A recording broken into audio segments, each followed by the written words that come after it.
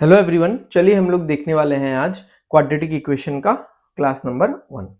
So basically आप लोग इतना समझ लो कि यहाँ पे मैंने क्वाड्रेटिक इक्वेशन को थोड़ा येलो कलर से हाईलाइट किया है, बट एक्चुअली इस पूरे चैप्टर में हम लोग समझते हैं linear, quadratic and cubic equation के बारे में। ठीक है, एंड क्यूबिक इक्वेशन के बारे में इसको हम लोग अराउंड 5-6 क्लासेस में खत्म करने वाले हैं।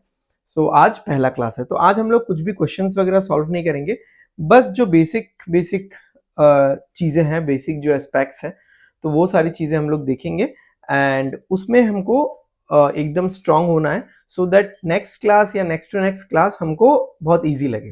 राइट, चलो शुरू करते हैं और एकदम ध्यान से। ठीक है, मैं जब बोलूं आपको लिखने के लिए तब लिखो, पहले से ज्यादा लिखना विखना शुरू मत करो। आप लोग सबसे पहले यहाँ पे फोकस करो कि मैं क्या समझाने वाला हूँ। बहुत सारी बेसिक चीजें बहुत लोगों को नहीं पता है, इसीलिए। ओके, सबसे पहले हम लोग देखते हैं एक्सप्रेशन वर्सेस इक्वेशन। ठीक है, तो एक्सप्रेशन क्या हो सकता है? जैसे मान लो कि अगर मैं ऐसा बोलता हूं कि 2x² + 4, और मैंने ऐसा लिखा, आपने क्लास 8-9 में देखा होगा, function f(x) is equal to 2x² + 4। अब ये क्या कहलाएगा? ये एक्चुअली में एक्सप्रेशन है, क्योंकि इसको हमने किसी चीज के साथ इक्वेट नहीं किया हुआ है। हाँ, आप बोलोगे यहाँ पे इक्वल टू तो है, बट f(x) यानी एक फंक्शन ऑफ x को मैंने बस डिफाइन किया है। राइट, या फिर कभी कभार f(x) के बदले y भी यूज कर सकते हो आप। ठीक है, कि y is equal to x² + 2x + 19। ठीक है, ये आप बोल सकते हो कि एक तरीके का इक्वेशन है, बट अगेन ये भी एक फंक्शन ही डिफाइन किया गया है, इसको इतना प्रॉपर इक्वेशन हम लोग नहीं बोल सकते। तो ये हो गया एक्सप्रेशन। ठीक है, या फिर अगर मैं इन सबको मिटा दूं, कुछ रखू ही ना, बस मैं बोलूं कि ये दोनों है फंक्शन ऑफ एक्स, ये जो दोनों एक्सप्रेशन लिखे हुए हैं और both of them are function of X, तो आप ऐसा बोल सकते हो कि ये एक्सप्रेशन है। ठीक है, इसको हमने किसी भी चीज के साथ इक्वेट नहीं किया है। ओके, अब versus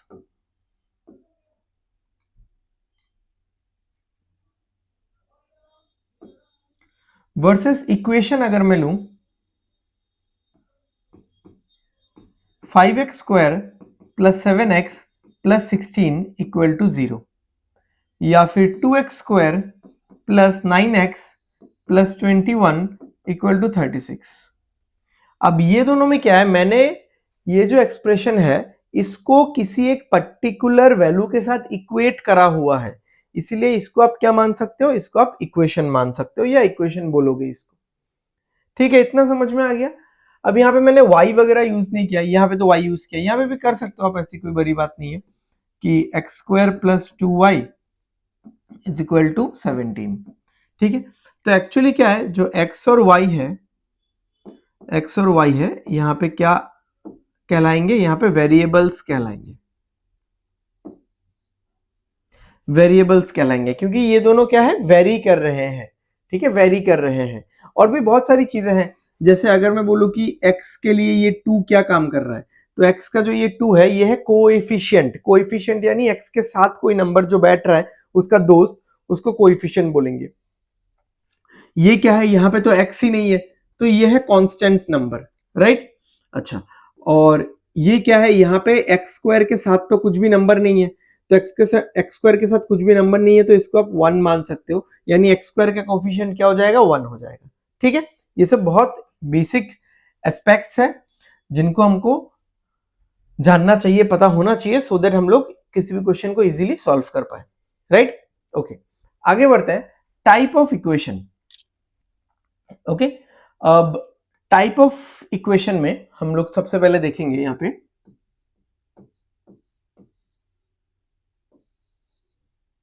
linear equation,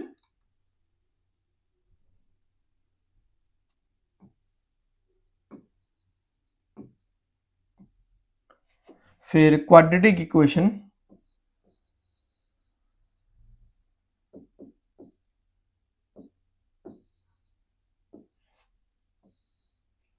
and cubic equation.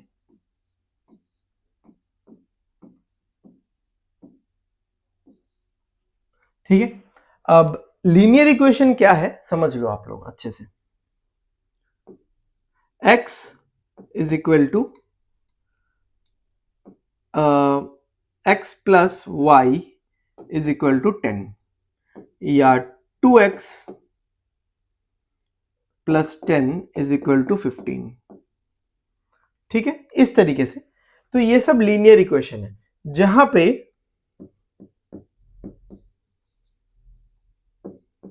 Highest power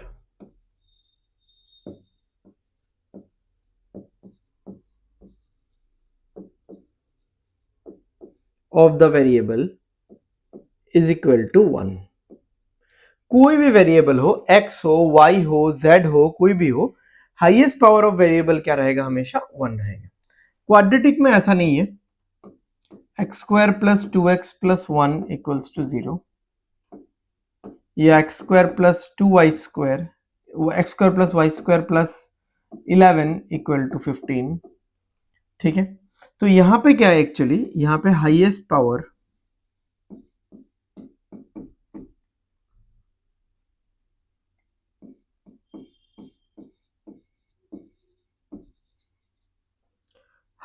power of the variable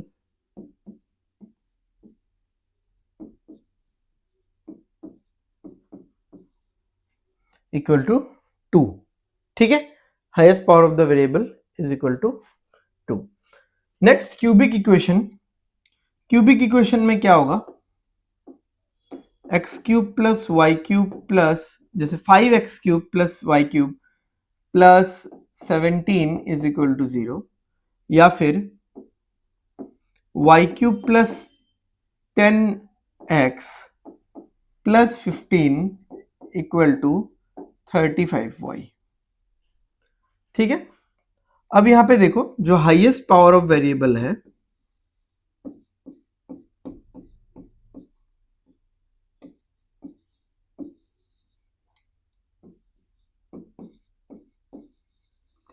highest power of the variable is equal to 3।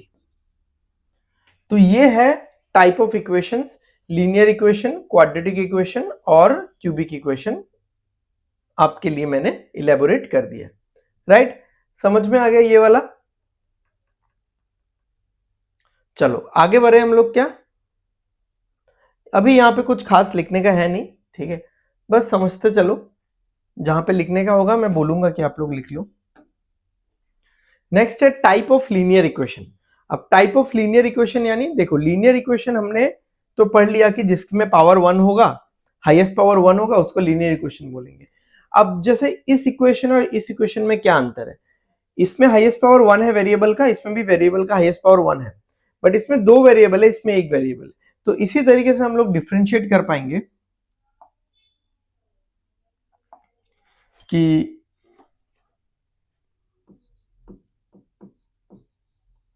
One variable, two variables और 3 वेरिएबल्स।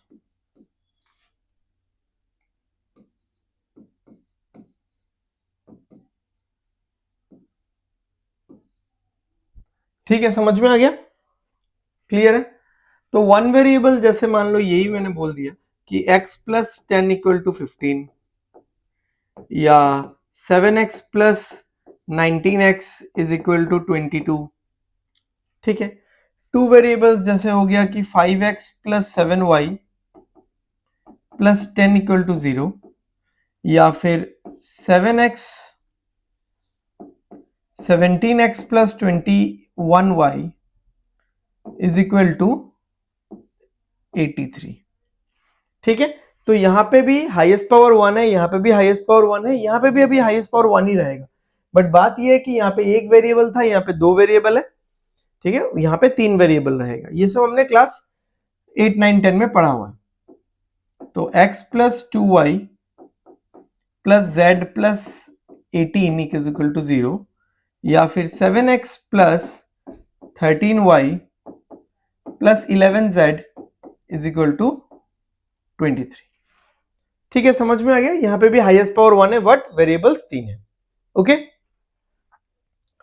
चलो अब देखते हैं कि सोल्यूशन ऑफ लीनियर इक्वेशन, ये जो लीनियर इक्वेशन है इनका सोल्यूशन हम लोग कैसे निकाल सकते हैं। हम लोग आगे जब और भी क्लासेस में आगे बढ़ेंगे तब हम लोग पढ़ेंगे अच्छे से, बट हमारा मेन फोकस इस चैप्टर में क्वाड्रेटिक के ऊपर होगा और साइड बाय साइड हम लोग लीनियर क्यूबिक भी हल्का फुल्का देखते रहेंगे। ठीक है, तो इसलिए बेसिक में पहले ही पढ़ा देता हूं। जैसे अगर वन वेरिएबल है तो इसका अगर आपको आंसर निकालना है, आंसर क्या होगा इसका, वन वेरिएबल है तो आंसर जो भी होगा उसके लिए मुझे एक इक्वेशन का ही जरूरत पड़ेगा। अब मैं किसी भी मेथड से निकालू, सब्स्टिट्यूशन, एलिमिनेशन, ठीक है, अगर मेरे पास दो वेरिएबल्स हैं तो उसका आंसर कैसे निकलेगा भाई, उसके आंसर के लिए मेरे पास दो इक्वेशंस होने चाहिए। Okay,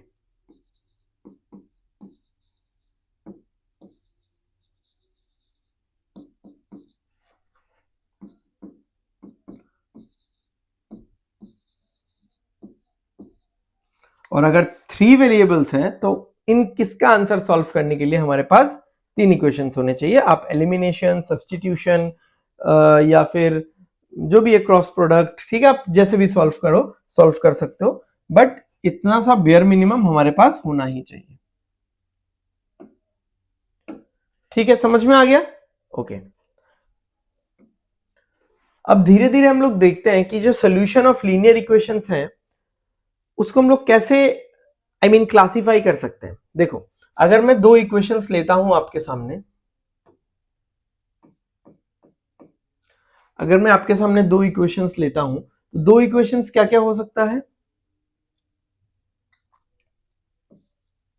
a1x plus b1y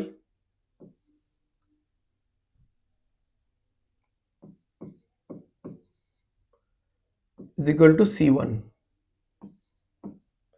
a2x plus b2y is equal to c2। अब देखो, अगर a1 a2 b1 b2 c1 c2 इन सब में जो सा भी रिलेशन फॉलो करेगा उस हिसाब से यहां पे हमको पता चलेगा कि सोल्यूशन कैसे निकलने वाला है। अगर दोनों अनइक्वल होते हैं तो पहले ही पता चल जाएगा हमको, पहले ही यहाँ पे पता चल जाएगा कि यूनिक सोल्यूशन आने वाला है। अगर दोनों इनिशियली इक्वल होते हैं और बाद में जाके इक्वल होते हैं तो इन्फिनिटली मेनी सोल्यूशन, और बाद में जाके अनइक्वल होते हैं तो नो सोल्यूशन। इसका मतलब यह है कि इन दोनों में आपका सोल्यूशंस निकलेगा।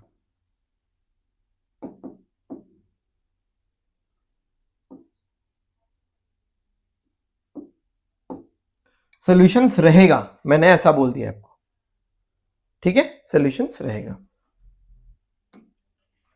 Next, quadratic equation. आप समझो कि क्वाड्रेटिक इक्वेशन होता क्या है। मैंने इतना तो बता दिया कि ऐसा कोई भी इक्वेशन जिसमें जो वेरिएबल का जो पावर है, highest power of the variable 2 होता है, उसमें क्वाड्रेटिक इक्वेशन हम लोग उसको बोलते हैं। ठीक है, यहां से आप लोग थोड़ा बहुत लिखना शुरू कर सकते हो। ठीक है,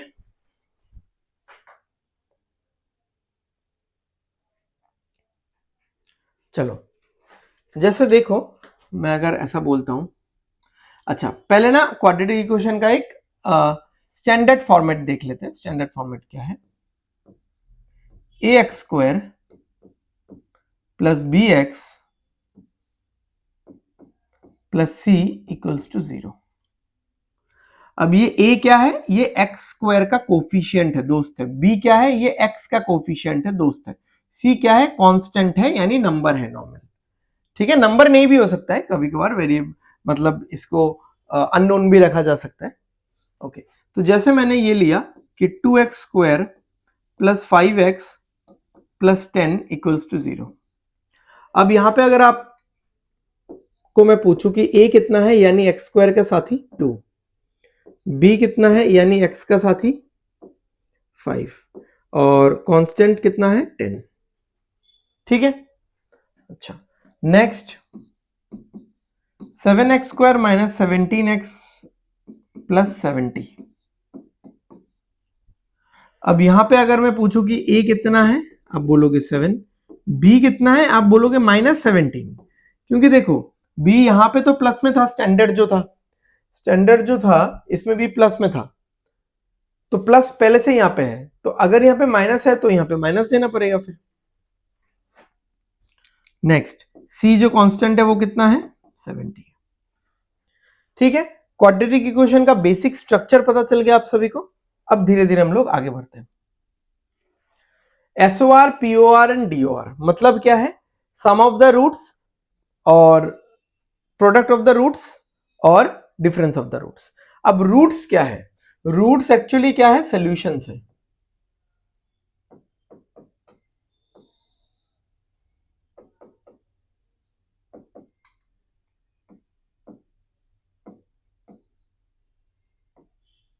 रूट्स एक्चुअली सॉल्यूशन है, यानी आंसर है। ठीक है, आंसर है। तो जैसे मैं अगर बोलता हूं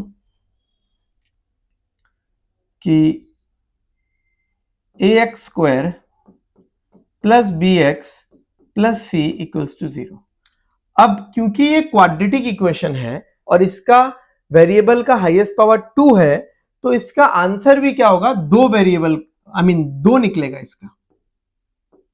जैसे root number 1, root number 2। Linear equation में highest power of the variable क्या है, highest power of the variable क्या है, 1 है, तो उसका आंसर भी एक ही निकलेगा। ठीक है, अगर वेरिएबल जितने हैं उतने निकल सकते हैं। जैसे अगर एक्स वाई है तो एक्स का एक वैल्यू, वाई का एक वैल्यू, या एक्स वाई जेड है तो एक्स का एक वैल्यू, वाई का एक वैल्यू, जेड का एक वैल्यू, वो चीज अलग बात है। बट मैं बोल रहा हूं कि number of solutions for X, for Y, for Z, ठीक है, वो तो सिंगल सिंगल ही है ना। क्यों, क्योंकि वो लीनियर इक्वेशन है।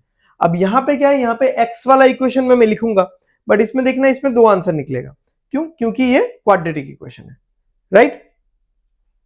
अच्छा, तो अब जैसे अब मैं सोल्यूशन अभी नहीं दिखा रहा हूं क्योंकि हम लोग तो वो बाद में देखेंगे। जस्ट हम लोग सम ऑफ द रूट्स देखते हैं पहले। Sum of roots, sum of roots होता है माइनस बी बाई ए। अब बी क्या है, बी ये वाला है, ए ये वाला है। ठीक है, अच्छा, फिर प्रोडक्ट ऑफ रूट्स होता है सी बाई ए। सी है कांस्टेंट टर्म, ए है पहला वाला। फिर है डिफरेंस ऑफ रूट्स, क्योंकि सम ऑफ रूट्स मतलब आपका हो गया R1 प्लस R2। समझ में आया, ठीक है। प्रोडक्ट ऑफ रूट्स मतलब हो गया R1 into R2। Difference of root हो गया R1 माइनस R2। अब R2 माइनस R1 भी हो सकता है, बट मैं R1 को ही ज्यादा मान के सॉल्व करूंगा इसको। ठीक है, तो इसको अगर आप देखो, यूजुअली ये दोनों ही रहते हैं, ये बहुत कम रहता है, बट फिर भी मैं ये देना चाहता हूं आप लोगों को। तो ये आप कैसे निकाल सकते हो, थोड़ा सा प्रूफ भी कर लेते हैं कि R1 माइनस R2 चाहिए। आपको तो इतना पता है ना कि R1 प्लस R2 का होल स्क्वायर अगर करेंगे तो क्या आएगा, R1 square plus R2 square plus 2R1 R2, और उससे अगर मैं 4R1 R2 माइनस करूंगा तो फिर क्या बच जाएगा, R1 square plus R2 square minus 2R1 R2, जो कि R1 माइनस R2 का होल स्क्वायर का फॉर्मूला है। अब यहां पे तो होल स्क्वायर है नहीं, तो यहां पे मुझे एक रूट ओवर देना पड़ेगा। अब इन दोनों का एडिशन आपको पता है, माइनस बी बाई ए का होल स्क्वायर। इन दोनों का प्रोडक्ट आपको पता है, सी बाई ए।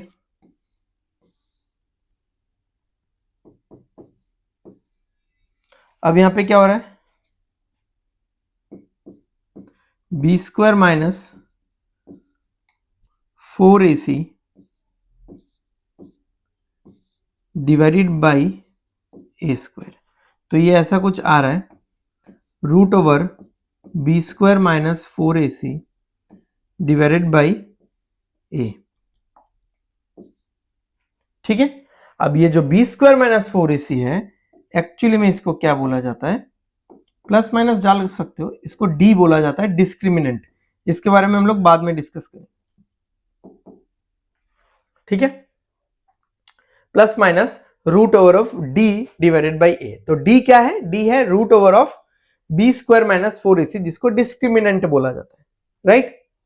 इतना समझ में आ गया, एसओआर, पीओआर और DOR, sum of the roots, product of the roots and difference of the roots, right.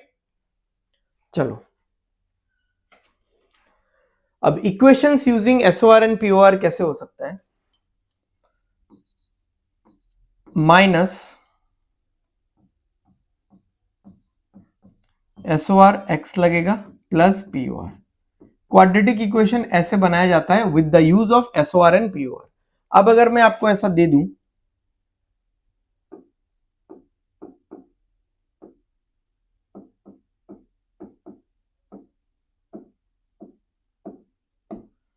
मैं अगर ये 2 दे दूं, 7 दे दूं, -1 दे दूं, 6 दे दूं, -5/2 दे दूं, +3/2 दे दूं, ठीक है।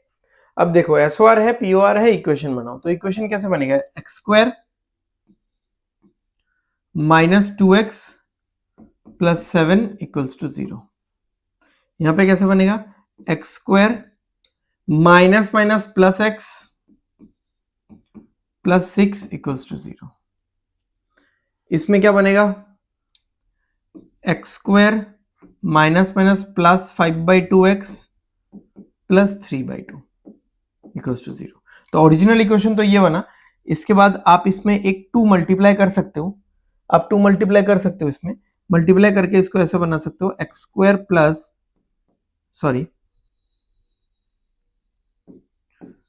2x² plus 5x plus 3 = 0। ठीक है, समझ में आ रहा है? तो अगर आपके पास कभी भी एसओआर या पीओआर डायरेक्टली रहेगा तो आपको यहां से इक्वेशन बना लेना है, राइट? लिख लिया? ये समझ में तो आया ना?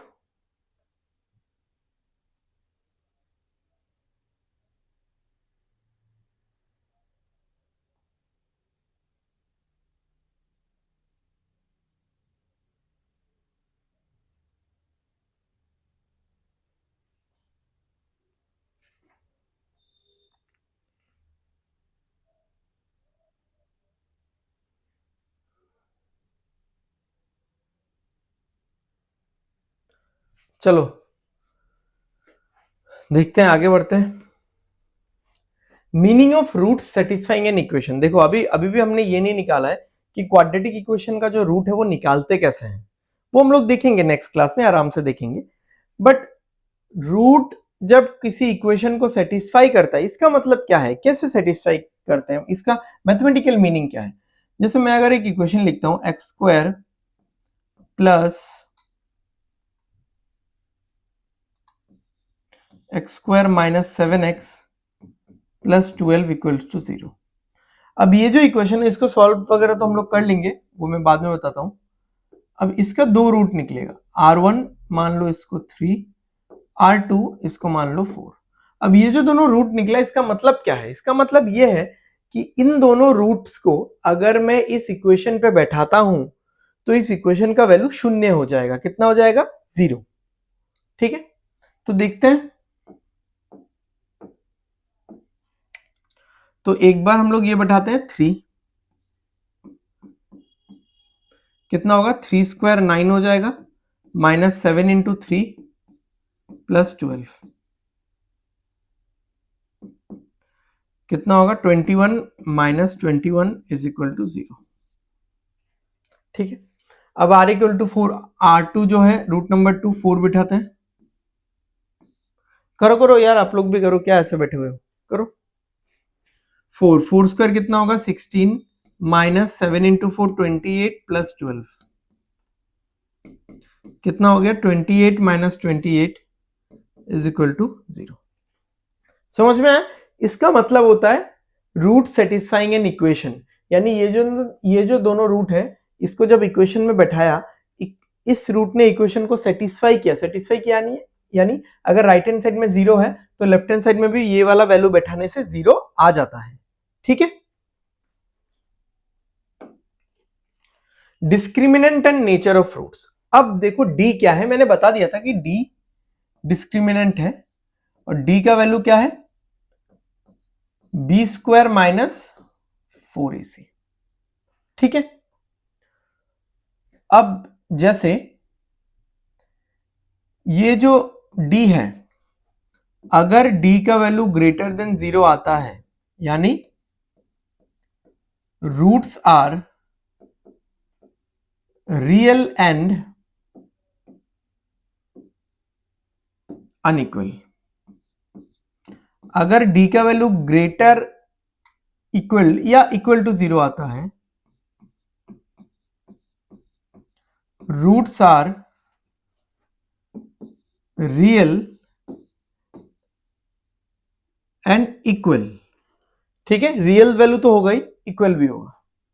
और अगर d का वैल्यू लेस देन 0 आता है, यानी roots are imaginary values, real values नहीं है, इमेजिनरी। ठीक है, समझ में आ गया? बस इतना ही आपको याद रखना है। और डिस्क्रिमिनेंट का वैल्यू क्या है? Root over of B square minus 4ac। चलो, फाइंडिंग नेचर ऑफ रूट्स। तो मैं आपको कुछ इक्वेशंस देता हूं यहां पे। X square plus 7x plus 12 equals to 0। ठीक है, 7x square plus 2x plus 6 equals to 0। 4x square minus 21 sorry minus 12x minus 15 equals to 0, and 2x square minus 5x plus 23 equals to 0। अब ये जो चारों के चारों equation है, उसमें आप d निकालो और d निकाल के आप नेचर ऑफ फ्रूट्स बताओ। चलो जल्दी करो। हाँ,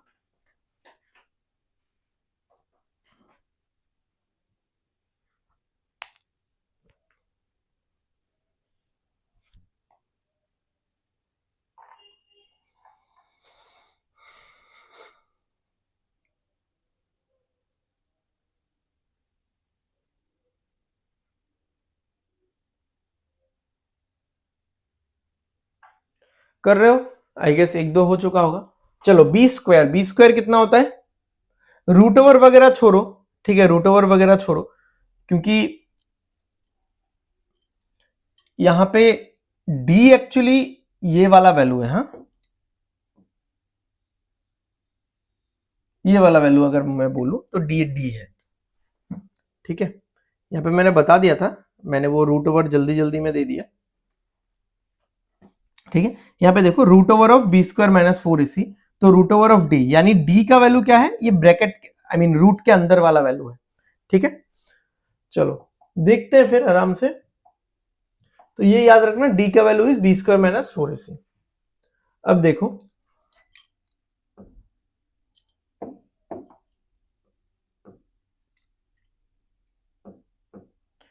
तो बी स्क्वायर 49 आएगा, माइनस 4ac, 4 इंटू 1 इंटू 12 48, यह आया 1, यानी ग्रेटर देन 0, यानी जो रूट्स होंगे वो रियल एंड अनइक्वल होंगे। ठीक है, रूट्स जो होंगे वो रियल और अनइक्वल होंगे। बी स्क्वायर कितना आएगा? 4 माइनस 4ac, यानी 4 इंटू 7 इंटू 6, 84 168। ये तो भाई निगेटिव है, वैल्यू कैलकुलेट नहीं भी करने से होगा। अगर आपको ये फील आ जाता है कि ये लेस देन 0 है, तो यहां पे क्या होगा? इमेजिनरी।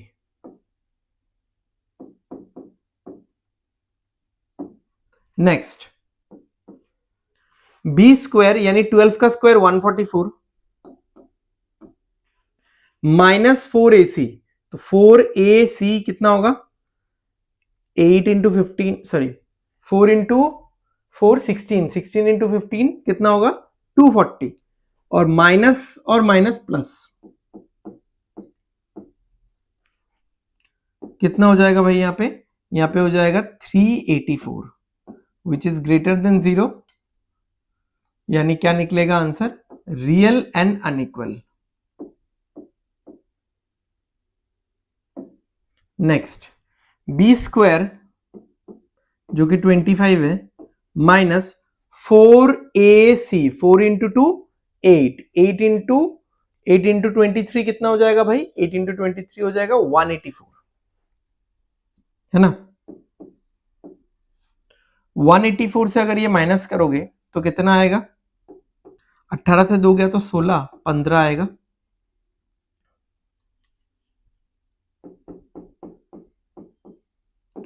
लेस देन 0 है तो क्या आएगा यहाँ पे? इमेजिनरी आएगा।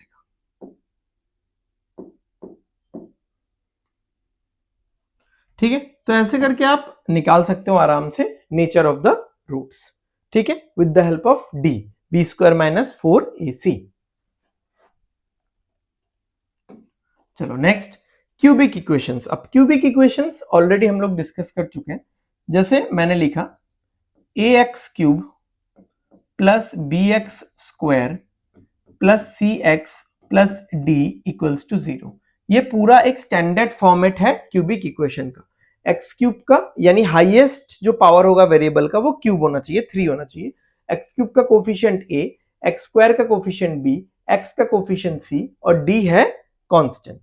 ठीक है, यहां पे जब आप निकालोगे सम ऑफ रूट्स, जैसे इसके तो 3 रूट्स होंगे ना, r1 r2 r3।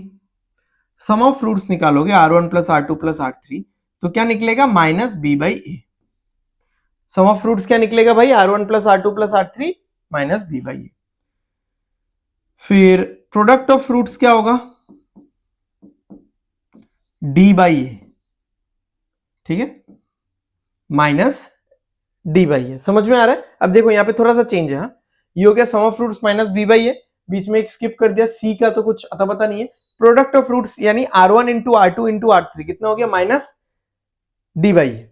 अब एक जो इंपॉर्टेंट यहाँ पे एक्स्ट्रा है वो है sum of product of roots taken two at a time. यानी सम चाहिए, किसका सम? प्रोडक्ट का सम चाहिए। तो r1 r2 taken two at a time, r2 r3 taken two at a time, r3 r1 taken two at a time, और इन सब का सम। इसका वैल्यू क्या होगा? c by A. ठीक है, sum of the roots minus b by A, product of the roots minus d by A, and sum of the product of the roots क्या होगा? Product of the roots minus d by A, और sum of the product of the roots क्या होगा? c by A. ठीक है,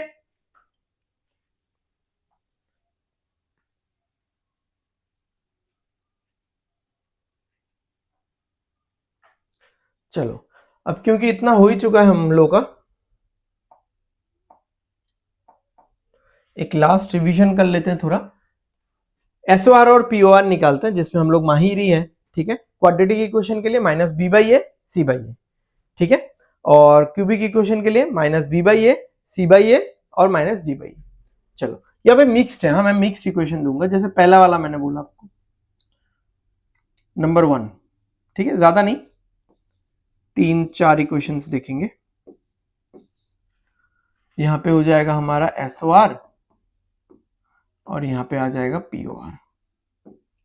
ठीक है, X square plus 10x plus 20 equals to 0, X cube plus 7x square plus 25 equals to 0, 7x cube plus 2x square plus x plus 5 equals to 0, 10x square plus 17 equals to 0। ठीक है, चलो ये quadratic equation है, तो sum of the roots क्या निकलेगा? Minus B by A, यानी minus 10 by 1। Product of the roots क्या निकलेगा? सी बाई ए, यानी 20 बाई 1। अब ये क्यूबिक इक्वेशन है जिसमें a है, b है, बट c नहीं है। ठीक है, बट d है, तो सम ऑफ द रूट्स क्या निकलेगा? माइनस b बाई ए, यानी minus 7 by 1। Product of the roots क्या निकलेगा भाई? Product of the roots minus d by A, यानी माइनस 25 बाई 1। और अगर अभी पूछता कि sum of the product of the roots क्या होता? c तो है ही नहीं, 0 होता, तो 0 बाई 1 0। इसमें देखो product sum of the roots क्या निकलेगा? Minus b by A, minus B by A, product of the roots minus D by A,